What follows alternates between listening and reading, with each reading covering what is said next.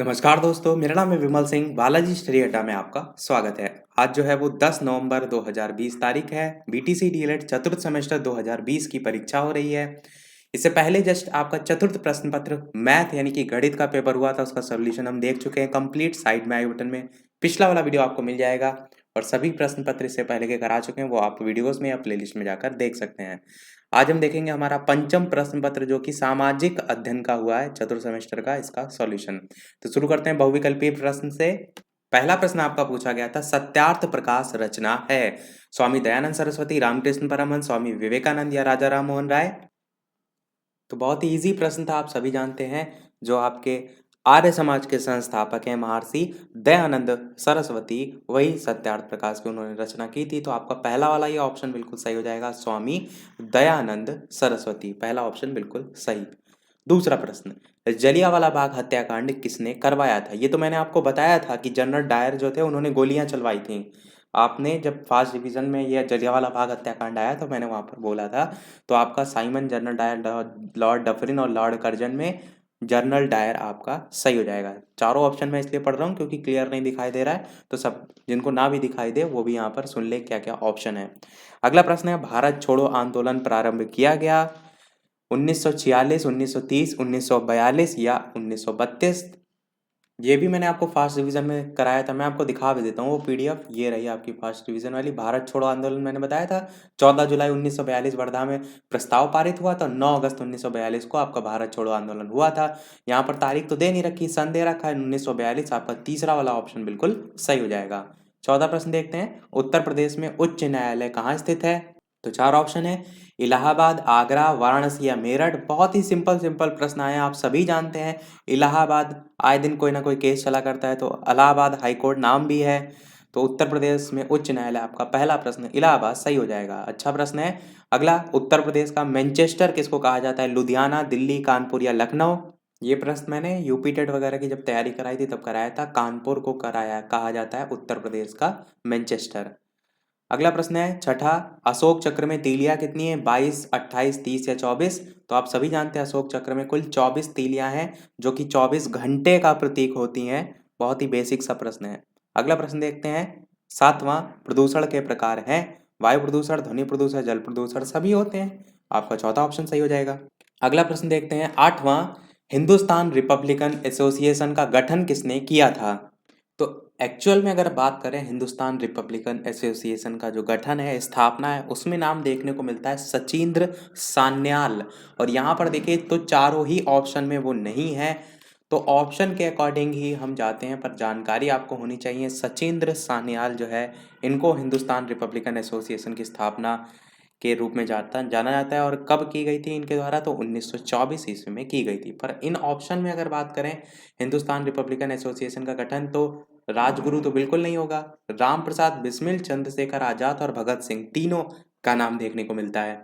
और बात करें अगर गठन की, तो संयुक्त रूप से जो नाम होते हैं उनमें चंद्रशेखर आजाद का नाम देखने को मिलता है। मैं आपको वो दिखाता हूँ पेज। ये जो देखिए यहाँ पर लिखा हुआ है, हिंदुस्तान रिपब्लिकन एसोसिएशन जो है, इस नामक क्रांतिकारी संगठन की स्थापना की गई। इसके संस्थापक के रूप में सचिंद्र नाथ सान्याल, अध्यक्ष इसके, और राम प्रसाद बिस्मिल, जोगेश चंद्र चटर्जी और चंद्रशेखर आजाद। तो राम प्रसाद बिस्मिल भी लिखा हुआ है, चंद्रशेखर आजाद भी लिखा हुआ है। पर चंद्रशेखर आजाद के ही नेतृत्व में दिल्ली के फिरोज शाह कोटला मैदान में जो हिंदुस्तान रिपब्लिकन एसोसिएशन है, इसका बाद में नाम हिंदुस्तान सोशलिस्ट रिपब्लिकन एसोसिएशन कर दिया गया था। इसीलिए इनको ज़्यादा प्रायोरिटी दी जाती है। तो मेरे अनुसार यहाँ पर चंद्रशेखर आजाद बिल्कुल सही हो जाना चाहिए। बाकी आपके अनुसार क्या होना चाहिए, वीडियो के मेन कमेंट में टाइप करके अवश्य बताइएगा। मैं आपको एक प्रश्न भी दिखा देता हूँ, इसी पर बेस्ड ऊपर पूछा भी जा चुका है। वो ये है कि सचिंद्र जो सान्याल हैं, इनके द्वारा स्थापित जो हिंदुस्तान रिपब्लिकन एसोसिएशन, इसका नाम बदलकर इन्होंने कर दिया था चंद्रशेखर आजाद ने, एक ये भी ऑप्शन है। और दूसरा, हिंदुस्तान सोशलिस्ट रिपब्लिकन एसोसिएशन गठित की गई थी तो चंद्रशेखर आजाद के ही द्वारा की गई थी। तो यहाँ पर भी आप इसीलिए इनको ज़्यादा प्रायोरिटी दे सकते हैं। बाकी जो लास्ट आंसर होता है वो तो आपका पीएनपी द्वारा ही मान्य होगा, पर मैंने सारे जो यहाँ पर तथ्य मौजूद थे उनके अनुसार बता दिया। नवा प्रश्न देखते हैं, 1857 की क्रांति का नेतृत्व लखनऊ में किसने किया था? तो चार ऑप्शन है वाजिद अली शाह, तात्या टोपे, नाना साहब या बेगम हजरत महल। तो आप सभी जानते हैं बेगम हजरत महल ने जो है वो किया था। चौथा ऑप्शन बिल्कुल सही हो जाएगा। अगला प्रश्न पूछा गया था मनरेगा योजना किस सन लागू की गई थी? 2003 में, 2005 में, 2007 में या 2009 में? तो फुल फॉर्म इसकी क्या होती है मनरेगा की? तो मनरेगा की फुल फॉर्म होती है, इस प्रकार से लिखते हैं, देखिए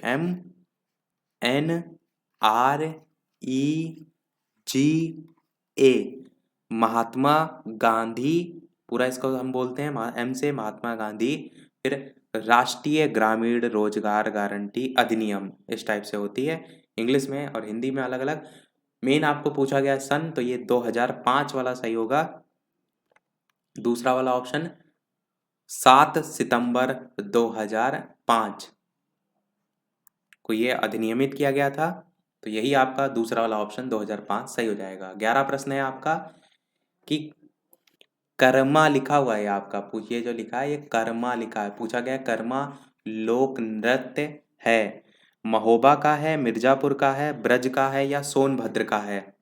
तो चार ऑप्शन में से कौन सा सही होगा? आपका यहाँ पर चौथा वाला सोनभद्र जो है ऑप्शन बिल्कुल सही हो जाएगा। कर्मा लोक नृत्य सोनभद्र का है। आप चाहें तो इसको सर्च भी कर सकते हैं, इसके संदर्भ में बहुत सी न्यूज़ वगैरह भी आपको मिल जाएगी। अगला प्रश्न 12 है सर्वाधिक जनसंख्या घनत्व वाला राज्य। चलिए एक जनगणना से क्वेश्चन आ गया, मैंने इसीलिए रखा भी था। उत्तर प्रदेश, बिहार, पश्चिम बंगाल या केरल? मैं आपको वो इंपॉर्टेंट जो क्वेश्चन मैंने कराए थे वो दिखाता हूँ। ये मैंने कराए थे, इसमें बताई थी सारी चीजें। ये देखिए यही लिखा हुआ है सर्वाधिक जनसंख्या घनत्व वाला राज्य, और यही आप क्या कहेंगे कि बिहार आपका जो है बिल्कुल सही हो जाएगा, जहां पर 1106 व्यक्ति प्रति वर्ग किलोमीटर निवास करते हैं। इसीलिए मैंने आपसे कहा था कि जनसंख्या से एक ना एक प्रश्न अवश्य आएगा। तो यहाँ पर आपका बिहार दूसरा वाला ऑप्शन सही हो जाएगा। 13 प्रश्न है हमारे राष्ट्रीय ध्वज की लंबाई चौड़ाई का अनुपात। चार ऑप्शन है 3:2, 2:4, 5:4, 2:3। आपका पहला वाला ऑप्शन सही हो जाएगा। 3:2 जो है आपका राष्ट्रीय ध्वज, हमारे राष्ट्रीय ध्वज की लंबाई चौड़ाई का अनुपात होता है। 14 प्रश्न है आपका निम्नलिखित में से कौन नगदी फसल इनमें से नहीं है? नगदी पूछा गया है, नहीं है।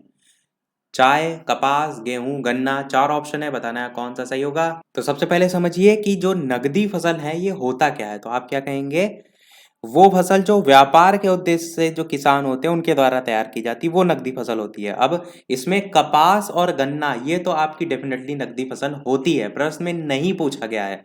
अब चाय और गेहूं में कौन सा सही होगा?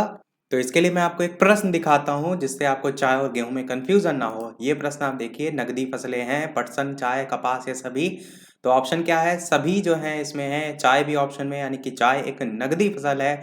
डेफिनेशन भी यहाँ पर पढ़ सकते हैं कि फसलें जो किसान के निजी उपभोग में काम आती हैं और विभिन्न उत्पादों के लिए मंडी में ले जाकर विक्रय करनी होती, नकदी फसलें कहलाती हैं। पटसन, चाय, कपास, गन्ना, तंबाकू, ये सब ऑप्शन में भी यानी कि एग्जाम्पल में भी दे रखे हैं। यानी कि जो चाय है वो भी आपकी एक नकदी फसल है।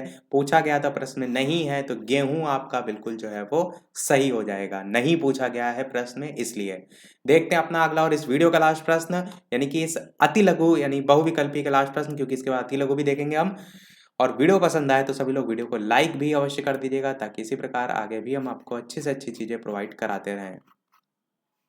लास्ट प्रश्न है आपका, चौरी चौरा कांड कब हुआ? 10 मार्च 1922, 5 फरवरी 1922, 27 मार्च 1922, 15 फरवरी 1922। तो काफी बार ये प्रश्न मैंने आपको बताया, 5 फरवरी 1922 आपका बिल्कुल जो है वो सही हो जाएगा। पूरी पूरी घटना मैंने इतनी बार रिपीट की है। बढ़ते हैं हम अति लघु उत्तरीय प्रश्न की तरफ। 1857 के विद्रोह की 2 असफलता के कारण। मैंने फास्ट रिविजन में 2 ही कारण बताए भी थे, मैं आपको पीडीएफ दिखाता हूँ। ये नहीं है आपका, ये है 1857 ईस्वी स्वतंत्रता संग्राम की असफलता। पहला क्रांति समय से पहले हो गई थी, 31 मई 1857 निर्धारित की गई, 10 मई 1857 को हुई थी। और दूसरा संचार साधनों का अभाव। फिर दूसरा प्रश्न पूछा गया था ब्रह्म समाज के मुख्य सिद्धांत। तो वही सब आप लिख सकते थे जो मैंने बताया था, कि एक ही ईश्वर की उपासना, या मानव मात्र के प्रति बंधुत्व की भावना, या सभी धर्मों के धार्मिक जो ग्रंथ है उनके प्रति श्रद्धा भाव, ये सब इनमें सिद्धांतों में तो आते थे। कोई 2 पूछे गए थे, अच्छा इसमें 2 नहीं, ऊपर वाले में पूछे गए, इसमें मुख्य सिद्धांत थे। तो इसी प्रकार पॉइंट वाइज आप लिख सकते थे। 18 प्रश्न पूछा गया है जेट धारा किसे कहते हैं? तो जेट धाराएं जो होती हैं, पृथ्वी सहित जो कुछ ग्रह होते हैं उनके वायुमंडल में तेजी से बहने और घूमने वाली हवा धाराएं जो है उनको कहते हैं जेट धाराएं। और इनकी जो दिशा होती है वो सामान्यतः पश्चिम से पूर्व की ओर होती है। अति लघु में पूछा गया था, इतना काफी था। फिर पूछा गया था उत्तर प्रदेश की प्रमुख जनजातियों के नाम। फर्स्ट रिवीजन में मैंने 4 जनजातियां उत्तर प्रदेश की बताई थी। ये बताई थी उत्तर प्रदेश की 4 जनजातियां, थारू, खसवार, बुक्सा, महिगरी, यही आपको लिख देनी थी। तो देखिए सारी चीजें वही सब आई हैं जो मैंने पढ़ाई हैं। रोलेट एक्ट कब लागू हुआ?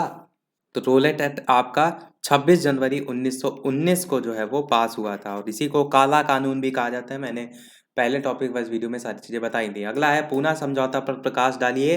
तो वो जो मैंने पूना पैक्ट बताया था फर्स्ट डिवीजन में, वही है आपका पूना समझौता। मैं आपको दिखाता हूँ। ये पूना पैक्ट था, 24 सितंबर 1932 को हुआ था। महात्मा गांधी जी और भीमराव अम्बेडकर के मध्य पूना पैक्ट, वही तो पूछा गया है। दलित वर्ग के लिए अलग से एक निर्वाचक मंडल जो है उसको त्याग दिया गया था। आरक्षित सीटों की संख्या प्रांतीय विधानमंडल में 71 से बढ़ाकर 147 कर दी गई थी। केंद्र विधायिका में कुल सीटों को बढ़ाकर 18% कर दिया गया था। यही सारी चीजें आपको इसमें लिखनी थी।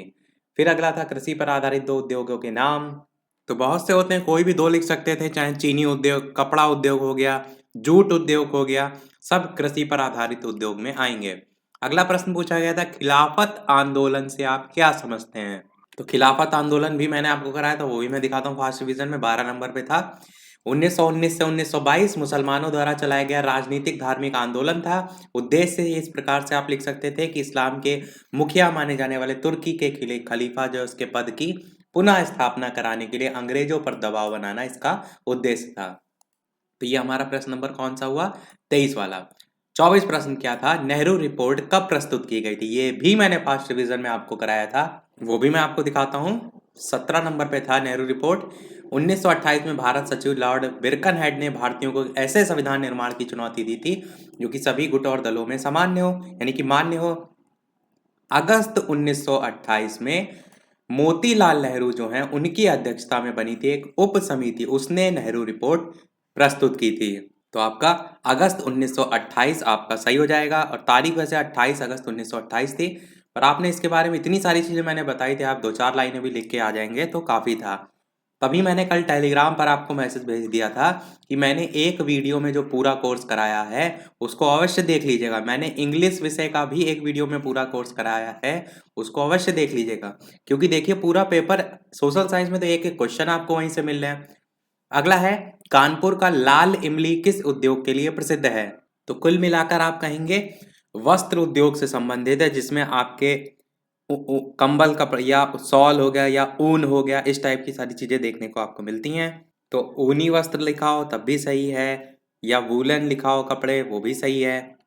अगला प्रश्न देखते हैं आपका क्या था। प्रथम गोलमेज सम्मेलन कब से कब तक चला था? मैंने तीनों गोलमेज सम्मेलन आपको बताए थे, ये आप देख भी सकते हैं, फर्स्ट डिवीजन वाली पीडीएफ थी। प्रथम गोलमेज सम्मेलन आपका 12 नवंबर 1930 से 31 जनवरी 1931 तक चला था। दूसरा वाला 7 सितंबर 1931 से 1 दिसंबर 1931, और तीसरा वाला 17 नवंबर 1932 से 24 दिसंबर 1932 तक चला था। और तीनों गोलमेज सम्मेलन 1930 से 1932 तक चले थे। और लंदन में ही तीनों गोलमेज सम्मेलन भी हुए थे, ये भी मैंने आपको बताया था। तो आप आसानी से लिख सकते थे। तो आपका ये वाला प्रश्न हो गया। अगला है व्यक्ति के कानों के लिए सामान्य ध्वनि तीव्रता कितनी होती है? तो आप क्या कहेंगे? 60 डेसिबल जो है होती है, जो सामान्य बातचीत में ध्वनि की तीव्रता होती है। अगला प्रश्न 28 पूछा गया था, अप्रस्तुतता का अंत किस अनुच्छेद में वर्णित है? ये मैंने मॉडल पेपर में जो अनुच्छेद है वो पूछा था आपसे, उपाधियों का अंत। ऑप्शन में मैंने 17, 18, 19, 20 सब दिए थे, वहां मैंने बताया था अनुच्छेद 17। 17 अप्रैल को मेरा बर्थडे होता है, और इसी से ही मुझे आज तक याद है कि मुझे छुआछूत बिल्कुल नहीं पसंद है, और अप्रस्तुतता मतलब होता है छुआछूत। तो इसका जो अंत है वो इसी 17 अनुच्छेद में किया गया, और 17 से मुझे 17 अप्रैल अपने बर्थडे तारीख से याद है। काफी बार मैं ये चीज आपको बता चुका हूँ। 29 प्रश्न देखते हैं, अंतरराष्ट्रीय न्यायालय की स्थापना कब हुई? तो अंतरराष्ट्रीय न्यायालय या इंटरनेशनल कोर्ट ऑफ जस्टिस कह लीजिए, इसकी स्थापना जो है वो 1945 में संयुक्त राष्ट्र के चार्टर द्वारा जो है वो की गई थी, और इसी के 1 साल बाद अप्रैल 1946 में जो है इसने काम भी करना शुरू कर दिया था।